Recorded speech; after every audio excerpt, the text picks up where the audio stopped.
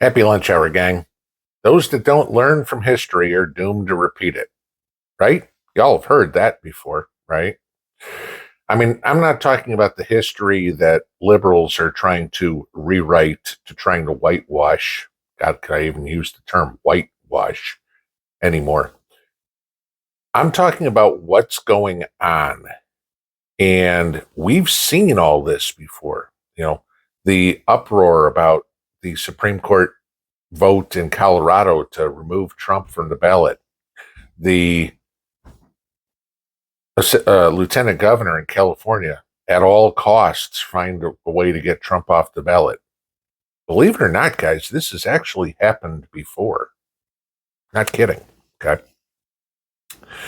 If we go back to the election of 1860, at that point, the Republican Party was 6 years old.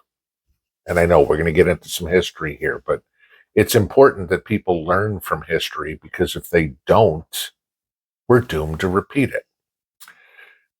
In 1860, we had this little tiff going on in the United States about slavery. Surprise. Now, the Civil War was not about slavery. It was about secession. But I want to give you this. In 1860, the six-year-old Republican Party candidate, Abraham Lincoln, was taken off the ballot in many states. Surprised, aren't you? All of us have heard about the Lincoln-Douglas debates, right? Sure. Have you ever heard the Lincoln-Breckinridge debates? That might be a little bit more important. Okay. See, if I give you the little bit of story, is that Abraham Lincoln ran on a platform of the new states that were all acquired from Mexico would not be slave states. And the Democrats didn't happen to agree with that. John Breckinridge, who was one of the Democrat candidates in 1860, all right, he wanted slavery extended anywhere. Now, let's think about slavery all of a sudden. Fast forward to 2023, 2024. And what are we trying to do? Or at least, what is the Democrat Party trying to do? They're trying to make everybody slaves. An elite class, a slave class, feudalism. That's exactly what they want. Like I said, everybody knows about the Lincoln-Douglas debates. I want to give you this. In the 1860 election, Abraham Lincoln was nominated by the Republican Party to be the candidate. The Democrats had actually three: Stephen Douglas, John Breckinridge, and John Bell. Stephen Douglas wanted the territories, the people, to decide for themselves on slavery. Stephen Douglas, the famous Democrat, the one that history says ran against Abraham Lincoln, won one state. He won Missouri. That was it. Okay.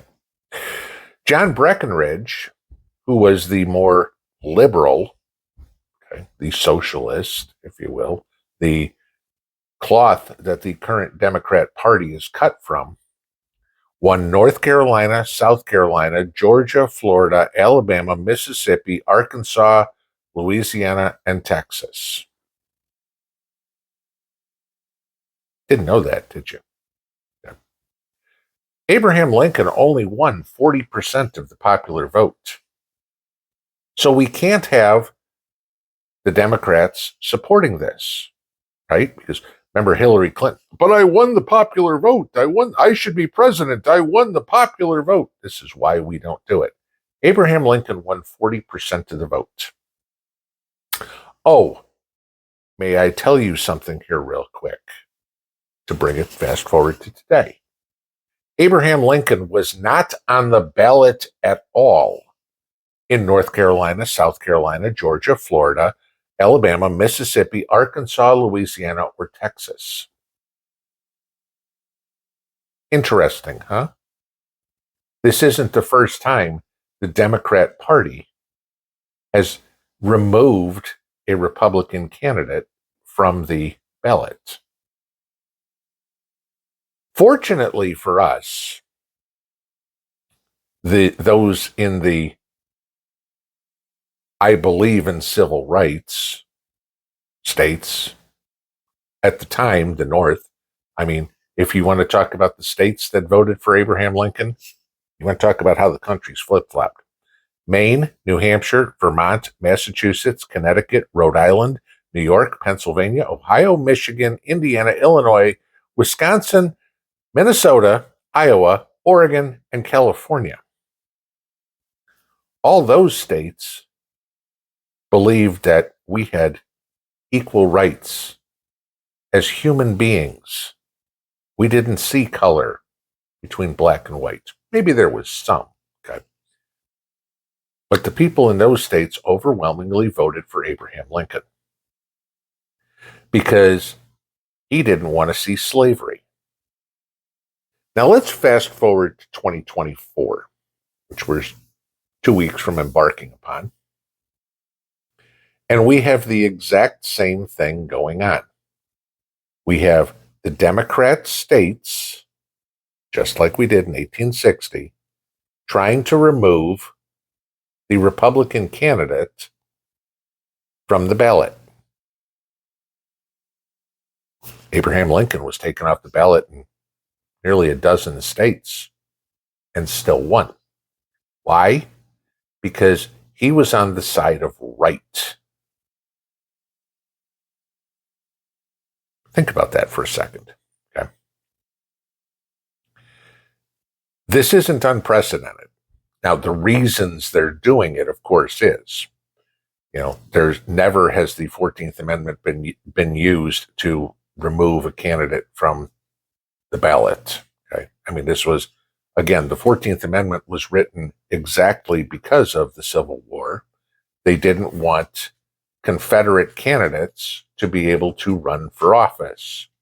Because during the Civil War, we had this little rift in society in the United States. We had balkanization in two countries. We had the United States of America, which encompassed everything. And then we had the self-claimed Confederate States of America. From 1861 to 1865, a gentleman by the name of Jefferson Davis was president of the Confederate States of America. After the Civil War in 1865, he was charged with treason because he tried to break up the United States. See any parallels to that? We have a Democrat Party right now that is trying to break up the United States.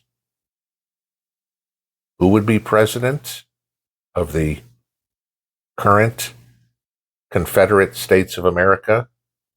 The Democrat trying to separate, divide. Well, you could call it Joe Biden, or you could put the onus where it belongs on the great divider, Barack Obama. Okay.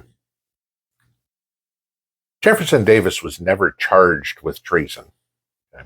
He was eventually pardoned, if you will.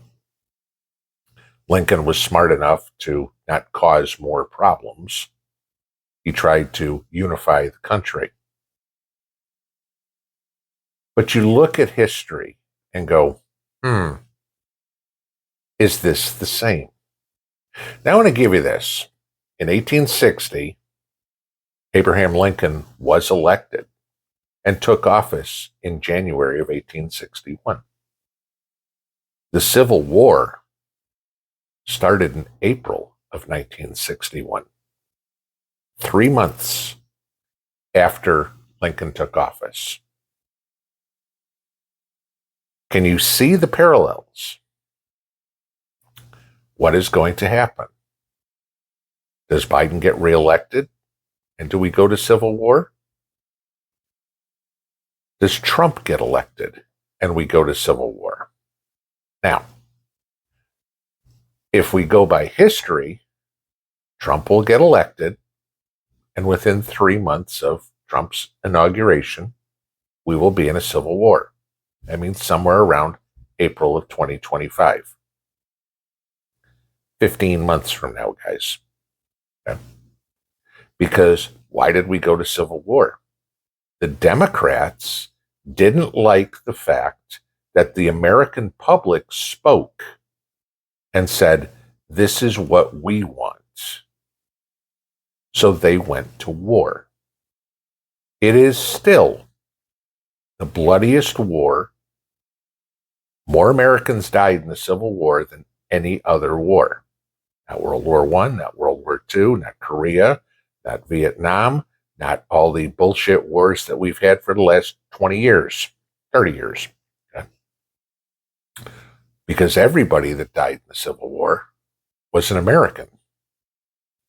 And the Democrats want civil war. Those in power, the elites, won't be the ones fighting it. It'll be their slaves. That's what they want to fight. Like you, I read a lot of news. I like to read the comments. Comments on the articles are usually more enlightening than the article itself, because it tells me what the keyboard commandos out there are actually thinking. The people that actually think they are hidden behind their pseudonym online. Right. Okay. Ask Dave over at Southern Prepper how that worked. Okay. Not that he was trying to hide, but he said one little thing, and all of a sudden all hell broke loose on him. Okay. But I read the comments, and I see all these stories about liberals saying, Civil War, bring it on. Oh, man, is that funny. Okay. I want to give you this. Okay. The liberals who want the Civil War, first off, have never seen war. I will tell you that. The majority of our military, about 80% of them, are conservatives. Okay? Ain't a whole lot of soy boys that have been over in Iraq or Afghanistan or currently in the Middle East or anywhere near Ukraine. Okay? Now, they have no idea what war is. If they're lucky, they may think it's playing Call of Duty on their Nintendo or whatever the hell they're playing with these days. And, oh, gee, I died. Hit reset. There ain't a reset in this one. But it's funny when the liberals are calling for civil war in all these comments, because they don't realize that the overwhelming majority of gun owners in the United States are conservatives. Okay? They don't realize that the chances of them starving are enormous. You'll hear them talk all the time about California is the biggest agricultural producer in the country, yada, yada, yada, right? Okay. If you live in California, good for you. You have a chance to get to that food. I'll show you a map real quick. Take a look at this. This is a map of how the 2020 election went by county. Okay. Sure, there's a lot of blue counties in California. Say you're in one of those blue counties in Colorado. Say you're in one of those blue counties in Illinois. How's that food getting to you? It's a lot of red to go through. Okay. Those little spots like Nashville or Indianapolis or Chicago or Denver. We're proud to be blue. You're proud to be hungry, too, because a lot of food is grown in California. It just ain't getting to you. And collectively, the massive majority, if you add all the states, I don't know, Iowa, Kansas, Nebraska, the Dakotas, Oklahoma, Missouri, Kentucky, Indiana, yada, collectively, the red states produce a hell of a lot more food than California does. And guess what? We don't have to go behind enemy lines or across enemy lines to get it somewhere. There's a little problem, huh? Yeah, let's add that one. Now let's add the next one, right? Because the liberals, bring it on, want civil wars so bad. Most of your military veterans, most of your police, law enforcement as a whole, are conservative. Yeah, the ones with the training, the ones with the readiness, the ones with the battle experience. Yeah, the ones who can quickly teach others how to do it. Your Call of Duty or experience that you have, good luck. Okay, that's kind of fun. All right. You start taking a look at what happened in 1860 and how was the war won? The war was won by people on the right. I'm not talking politically on the right. I'm talking right as in correct. Okay. They believed in all men are created equal. What was written in the Bill of Rights, in the Declaration of Independence, in the Constitution. They didn't believe in separate classes. They didn't believe in elitism and plebism. They didn't believe in feudalism. This is exactly what we are seeing right now. Those that don't learn from history are doomed to repeat it. And I'm sorry, liberals. You asked for it. You got it. And no, this is not a Toyota commercial. Pinball out.